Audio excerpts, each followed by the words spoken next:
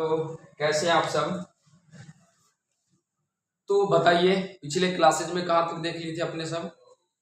शायद पिछले लेक्चर में जो है अपने सब जो है 60 नंबर क्वेश्चन तक देख लिए होते नहीं जी। उससे आगे देखेंगे अपने सब आज की क्लास में। तो डायरेक्ट बढ़ते हैं अपने सब क्वेश्चन की ओर। तो देखो विद्यार्थी 61 नंबर क्वेश्चन का क्या रहा। 61 नंबर क्वेश्चन अपने सबको कह रहा है कि which of the following is responsible for पीट फॉर्मेशन। आखिर विद्यार्थी ये पीट होता क्या है। तो पीट जो है विद्यार्थी ये एक नेचुरल सॉइल है जो कि स्वैम्पी एरिया दलदली एरिया में है ना एस्फेगनम पौधे के से धीरे धीरे इसका क्या होता है निर्माण होता है। तो क्लियर लिखा है कि पीट के फॉर्मेशन के लिए कौन उत्तरदायी है। तो राइट आंसर क्या हो जाएगा अपने सबका एस्फेगनम। क्या हो जाएगा जी एस्फेगनम हो जाएगा। ओके अगला क्वेश्चन देखो विद्यार्थी जो है 62 नंबर क्वेश्चन का क्या रहा है। कहता कि pollen tablets are available in the market for. तो याद करिए जब हम आपको पॉलिन ग्रेन बता रहे थे तो उसी के आगे हम आपको बताए थे कि इसमें पॉलिन ग्रेन में क्या होता है विभिन्न प्रकार के न्यूट्रिएंट्स पाए जाते हैं, कार्बोहाइड्रेट पाए जाते हैं, विटामिन पाए जाते हैं, लिपिड्स पाए जाते हैं, जिसके कारण इसका उपयोग जो है फूड सप्लीमेंट के रूप में जो है इसका इस्तेमाल किया जाता है टैबलेट के रूप में और सिरप के रूप में। तो देखो इसमें से अपने सब देख रहे हैं कि सप्लीमेंटिंग फूड दिया हुआ है तो यही अपने सब का क्या हो जाएगा राइट आंसर। ओके चलो जी बढ़ते आगे। क्या लिखा है विद्यार्थी 63 नंबर क्वेश्चन कहता है जिटिनोगैमी इन्वॉल्व। एक लाइन में याद रखना ऑटोगैमी पॉलन ग्रेन का ट्रांसफर सेम फ्लावर में होगा नहीं जी। जिटिनोगैमी डिफरेंट फ्लावर में होगा बट प्लांट क्या होना चाहिए सेम। उस अगर उनको देखते हुए अगर अपने सब ऑप्शन को देखें विद्यार्थी तो तीसरा नंबर ऑप्शन देख सकते हैं क्लियर लिखा fertilisation of a flower by the pollen from another flower. मतलब क्लियर लिखा फर्टिलाइजेशन जो होता है एक फ्लावर में वो कहता है कि दूसरे फ्लावर के पॉलन ग्रेन से होता है ऑफ द सेम प्लांट। हमेशा याद रखना जिटिनोगैमी में विद्यार्थी जो है पॉलिनेशन जो होता है जिटिनोगैमी में जो पॉलिनेशन जो होता है विद्यार्थी जो है वो डिफरेंट फ्लावर बट प्लांट क्या होना चाहिए सेम। तो आपका राइट ऑप्शन हो जाएगा थर्ड नंबर। ओके चलो जी अगला देखो 64 नंबर क्वेश्चन क्या कर रहा है। 64 नंबर क्वेश्चन कर रहा है कि which of the following are the important floral rival to the animal pollinator। यानी निम्नलिखित में से कौन जंतु परागणकारियों के लिए महत्वपूर्ण पुष्प प्रतिफल है। तो हमेशा याद रखना ये मकरंद और परागकण क्या होता है विद्यार्थी मकरंद और परागकण होता है। ठीक है जी देखो अगला क्वेश्चन 65 नंबर क्वेश्चन क्या करा विद्यार्थी कह रहा है कि पुंकेसर तंतु का समीपस्थ सिरा संयुक्त रहता है। यानी कि पुंकेसर तंतु का यानी ये स्टेमेन हो गया है ना। इस स्टेमेन का ये जो सिरा है ये किसके द्वारा जुड़ा रहता है। तो नीचे या तो विद्यार्थी थैलमस से जुड़ा रहेगा पुष्पासन से या फिर किससे जुड़ा रहेगा जो है कोरोला के साथ। यानी विद्यार्थी किसके साथ जुड़ा रहेगा पैटल। तो उसमें से देखेंगे तो देखो विद्यार्थी जो है क्लियर लिखा पुष्पासन या दल थैलमस और पैटल यही अपने सबका क्या हो जाएगा राइट ऑप्शन। ओके चलो बढ़ते आगे। देखो विद्यार्थी जो है 66 नंबर क्वेश्चन का क्या कर रहा अपने सबको जो है कह रहा है कि पुष्पीय पादप में बिना निषेचन के बीज निर्माण की प्रक्रिया को कहते हैं। याद करो विद्यार्थी बता दिए थे ना विदाउट फर्टिलाइजेशन जब सीड का निर्माण होता है तो उस कंडीशन में उसे क्या कहा जाता है एपोमिक्सिस नहीं जी। तो देखो क्लियर लिखा seed formation without fertilisation in flowering plants involves the apomixis दिया हुआ है। तो यही राइट आंसर हो जाएगा अपने सबका फर्स्ट नंबर ही क्या हो जाएगा सही आंसर। ठीक है जी चलो जी बढ़ते आगे अपने सब जो है अगर आगे अपने सब बढ़े हैं तो देखते हैं कितना नंबर क्वेश्चन है जी 67 नंबर क्वेश्चन 67 नंबर क्वेश्चन को देखो क्या कर रहा 67 नंबर क्वेश्चन अपने सबको कह रहा है कि which one of the following statement is not correct। अब यहाँ पर विद्यार्थी जो है चार ऑप्शन दिया हुआ है इन चार ऑप्शन में से कौन सा स्टेटमेंट सही नहीं है उन स्टेटमेंट के बारे में अपने सबको क्या करना है तो पता करना। ठीक है जी तो देखो विद्यार्थी सबसे पहले अगर देखो क्लियर क्वेश्चन करा कौन सा कथन सत्य है निम्नलिखित में से कौन सा कथन सत्य है यानी नॉट करेक्ट। यहाँ पर ध्यान दो विद्यार्थी देखो हिंदी इंग्लिश दोनों हम एक बार पढ़ दिए हुए हैं कहता निम्नलिखित में से कौन सा कथन सत्य है लेकिन इसमें करा which one of the following statement is not correct. Not correct का मतलब सही नहीं है, ठीक है जी। तो यहां पर क्या हो जाएगा, असत्य हो जाएगा। निम्नलिखित में से कौन सा कथन असत्य है, यानी which one of the following statement is not correct, ठीक है जी। देखो विद्यार्थी, कौन सा ऑप्शन जो है करेक्ट नहीं है, तो क्लियर लिखा, water hyacinth growing in the standing water, है ना, drawing oxygen from water that lead to the death of the fish. कहता है जलकुंभी ठहरे हुए पानी में तेजी से वृद्धि करता है या वृद्धि करता है, सही बात है। ये जल में ऑक्सीजन, जल में से ऑक्सीजन को खींच लेता है, ये भी बात सही है, जिसके कारण जलीय जीवों की मृत्यु हो जाती है या मछलियों की मृत्यु हो जाती है, ये बातें सही है, ठीक है जी। यहाँ पर असत्य अपना कर लीजिएगा हिंदी मीडियम वाले बच्चे। दूसरा नंबर देखो, कह रहा विद्यार्थी अलैंगिक जनन द्वारा उत्पन्न संतानों को क्लोन कहते हैं, ये भी बातें सही है। मॉर्फोलॉजिकली, है ना, morphologically and genetically similar individuals are clone, पढ़ चुके हैं आप सेक्सुअल रिप्रोडक्शन में, तो ये भी बातें सही है विद्यार्थी। अगर तीसरा नंबर अगर ऑप्शन को देखिए अपने सब, तो तीसरा नंबर ऑप्शन कह रहा है कि अति सूक्ष्म चल और लैंगिक जनन संरचनाएं चल बीजाणु कहलाती है, यानी microscopic motile asexual reproductive structure are called zoospore. हमेशा याद रखना, मोटाइल जो होता है विद्यार्थी, मोटाइल माइक्रोस्कोपिक स्ट्रक्चर जो होता है विद्यार्थी, वो क्या कहलाता है, जूस्पोर कहलाता है, ठीक है जी। और चौथा नंबर, अब देखो ना, तीन ऑप्शन सही है, तो जो बच गया ऑप्शन वही क्या हो जाएगा, राइट ऑप्शन हो जाएगा। वैसे कह रहा है आलू, केला, अदरक में व्यापक रूपांतरण तने में उपस्थित पर्वों से होता है, तो पर्वों से नहीं विद्यार्थी, ये पर्व संधि से होता है, तो यही आपका गलत स्टेटमेंट है। तो आपका कह रहा है इनकरेक्ट, असत्य को ही ढूंढने के लिए, तो राइट आंसर आपका 4th नंबर ही हो जाएगा, ठीक है जी।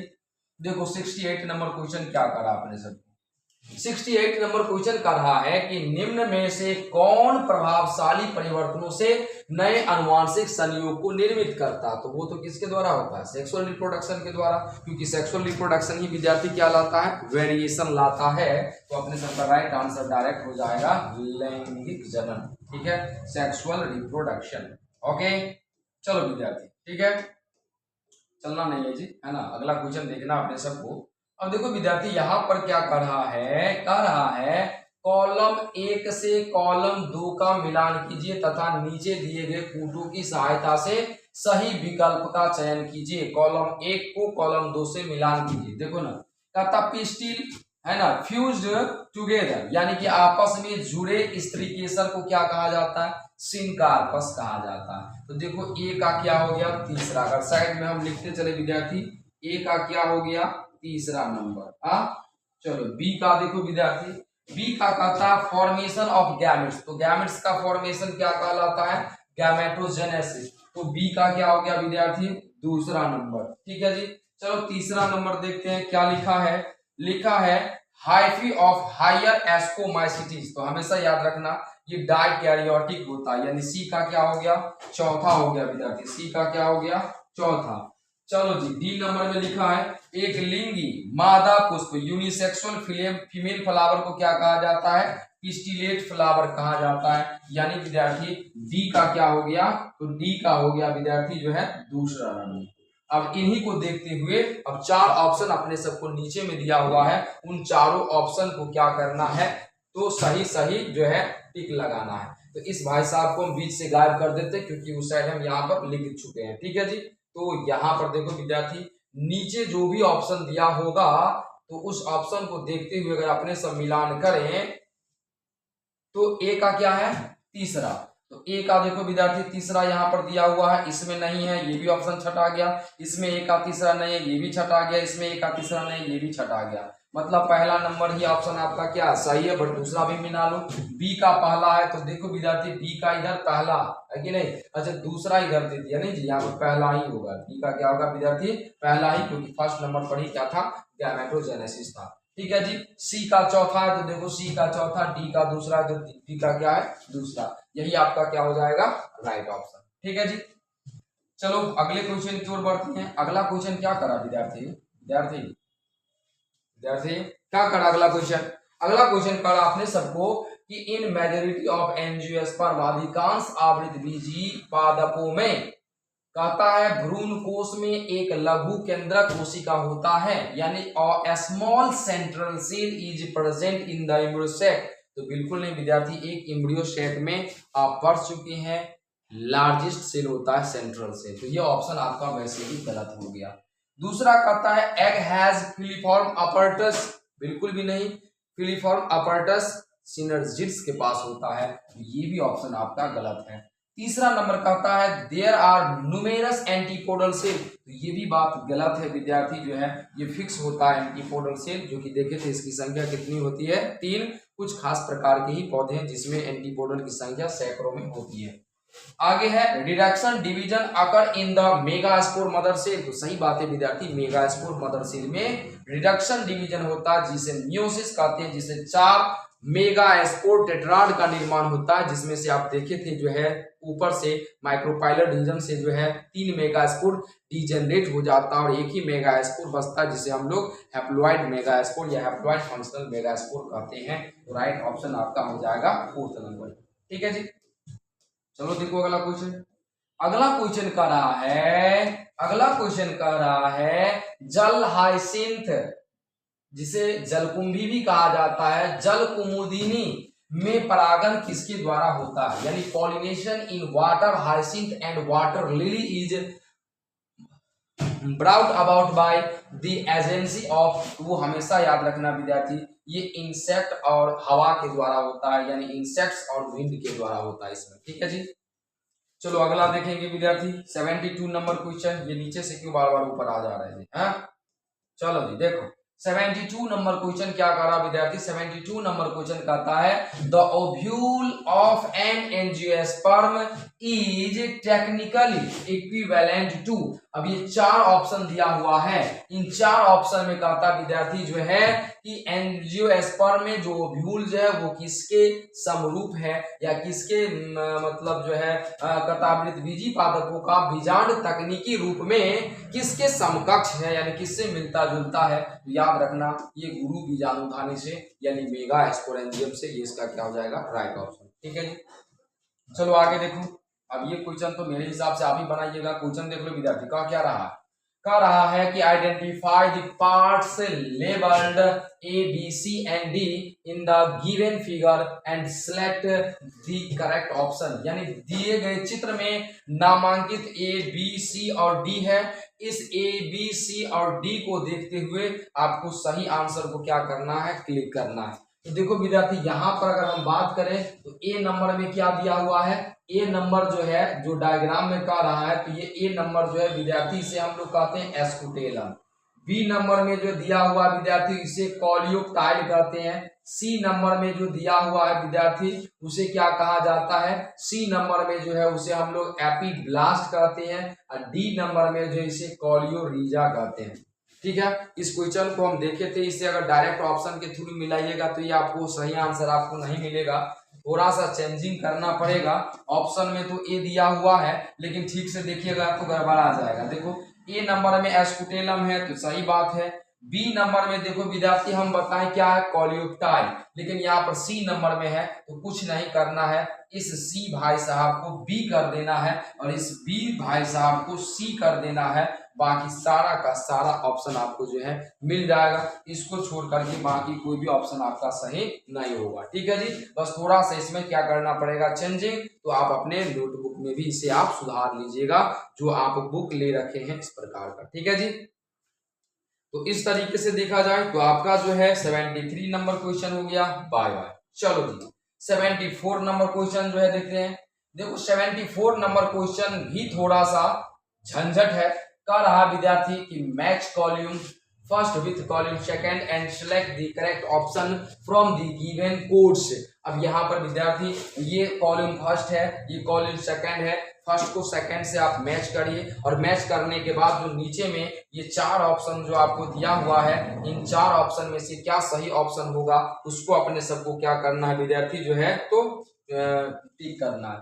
ठीक है, तो सबसे पहले देखो विद्यार्थी क्या लिखा है, पार्थेनोकार्पी। क्या लिखा है, पार्थेनोकार्पी। तो बता दीजिए पार्थेनोकार्पिक फ्रूट जो होता है विदाउट फर्टिलाइजेशन जो है फ्रूट का निर्माण करता है, जिसमें सीड का अभाव होता है। तो यहाँ पर लिखा सीडलेस फ्रूट विदाउट फर्टिलाइजेशन। तो राइट आंसर ए का हो जाएगा तीसरा। ठीक है जी।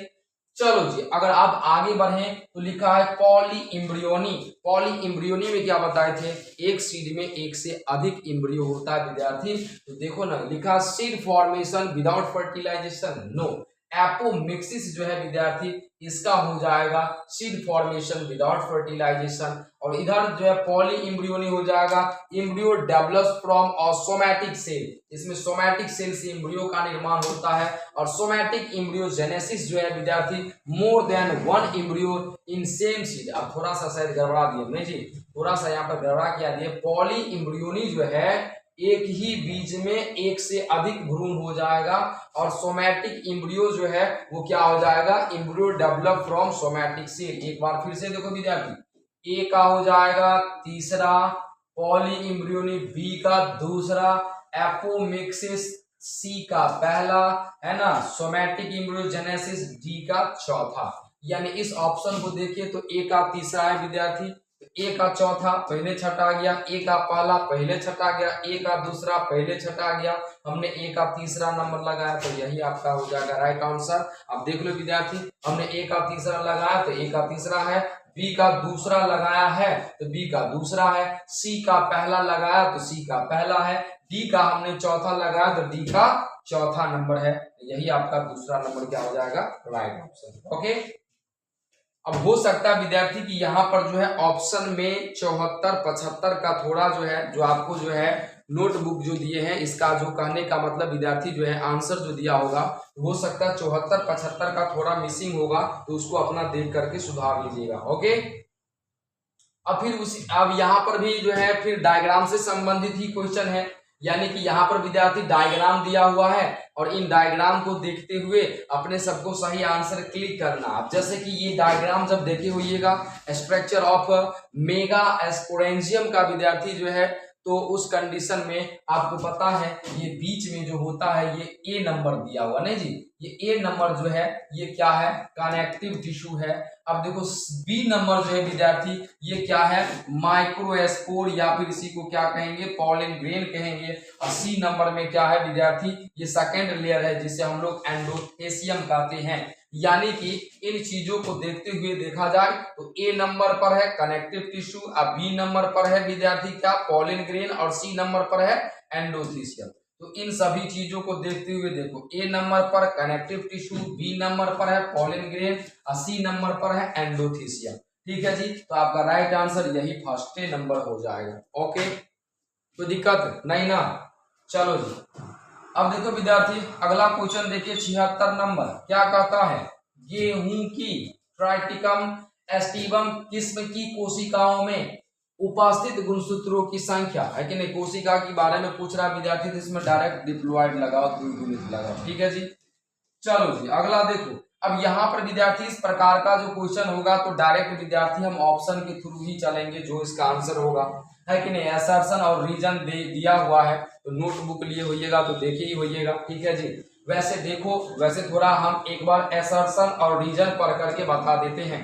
देखो असर्शन क्या कर रहा है विद्यार्थी कि endothecium layer of anther wall play an important role in dehiscence of anther. तो आपको हम बता चुके थे विद्यार्थी, इस पर अल्फा सेलुलोजिक बैंड होता है जो कि एंथर को फटने में एंडोथेसियम क्या करता है, मदद करता है। सही बातें बताए थे हम नहीं जी। तो इसी तरीके से दूसरा क्या कर रहा है कि the presence of fibrous band and differential expansion of inner and outer tangential walls of endothelial cell because dialysis of anther, cause dialysis of anther। तो ये भी पॉइंट विद्यार्थी क्या है, सही है। तो ये सही है और ये भी क्या है विद्यार्थी, सही है। अब यहाँ पर इन दोनों को देखते हुए अब यहाँ पर अपने सबको चार ऑप्शन में से कोई एक ऑप्शन को सेलेक्ट करना है। पहला ऑप्शन कर रहा विद्यार्थी कथन एवं कारण, यानी कि असर्शन और रीजन दोनों सही है ना। और कहता है विद्यार्थी कि कारण कथन की सही व्याख्या करता है। क्या ये ऑप्शन सही है? या फिर कथन एवं कारण दोनों सत्य है तथा कारण कथन की सही व्याख्या नहीं करती है। तीसरा में कथन सत्य है लेकिन कारण असत्य है, तो नहीं, दोनों पॉइंट सही है। कथन एवं कारण दोनों असत्य है। अगर एसर्शन और रीजन अगर इस प्रकार का विद्यार्थी ध्यान रहता है तो ऑप्शन 4 का 4 आपको यही मिलता है। यहाँ पर ज्यादा अभी दिमाग मत लगाइए, इसके ऊपर जो है एक अलग से हम पहले बढ़िया से आपको समझाएंगे, उसके बाद इस प्रकार की क्वेश्चन लगभग जो है 40-50 क्वेश्चन को डील करेंगे, तो ही आप इसको अच्छे से समझ पाइएगा। तो यहाँ पर ज्यादा समय ना बर्बाद हो, तो डायरेक्ट हम ऑप्शन के थ्रू चलते हैं। यहाँ पर आपका फर्स्ट नंबर ऑप्शन ही क्या हो जाएगा? सही हो जाएगा। इसी तरीके से 78 नंबर क्वेश्चन दिया हुआ है विद्यार्थी, इसको भी अपने सब बाय ऑप्शन ही चलेंगे जो है। यहाँ पर भी विद्यार्थी इसका राइट आंसर क्या होगा? First number. अपना जो है क्या कहते हैं विद्यार्थी जो है नोटबुक से इसको अच्छे तरीके से तैयारी कर लीजिएगा। यहाँ पर क्वेश्चन आप क्लियर जो है देख रहे हैं, इन दोनों को पढ़ करके समझ लीजिएगा। ठीक है जी, चलो बढ़ते हैं आगे। देखो 79 नंबर क्वेश्चन क्या कर रहा है? 79 नंबर क्वेश्चन कहता है कि पुष्प जिसमें एकल बीजांड युक्त अंडाशय होते हैं, यानी अंडाशय जो है जिसमें सिंगल बीजांड होते हैं और पुष्प वृत्त में उपस्थित होते हैं, तो कहता है परागित होता। Flower which have single ovule in the ovary and are packed into inflorescence are usually pollinated by। तो इस कंडीशन में विद्यार्थी जो है ऐसे में विंड के द्वारा यानी हवा के द्वारा पॉलिनेशन होता है। किसके द्वारा होता है विद्यार्थी? हवा के द्वारा पॉलिनेशन होता है। चलो अब कुछ क्वेश्चन रह गया, शायद 84 नंबर क्वेश्चन तक है।